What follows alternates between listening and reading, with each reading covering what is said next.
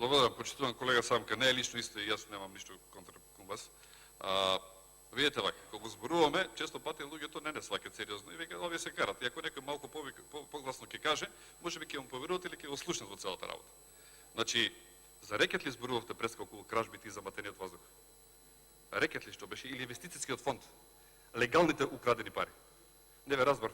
Дека гласно говоря за готувањето во државата преку рекет што се крадеше или преку инвестицијските фондови.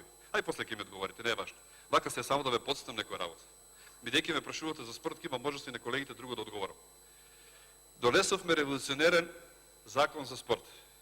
Се изградија преку 300 спортски обекти, проектирани беа 500 и се закочи заради ваше учество и неучество и блокирање на целиот систем. Донесовме закон кој на некој начин се зголеми буџетот на Агенцијата за млади спорт некаде околу 3 до 4 милиони евра.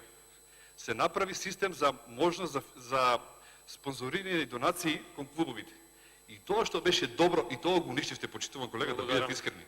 Донесовте закон за ваучери, вие учествувате, гласавте, само една реченица, ме молам, донесовте, знаете ли каква е реализацијата на тие 10 милиони што ги ветувате дека им ги даете? Од ланскиот декември до сега не се реализирали уште парите, а имаме реализација некаде околу 15%, а тоа е некаде околу 1,5 милион евра наспроти 10 милиона кои ги ветувавте.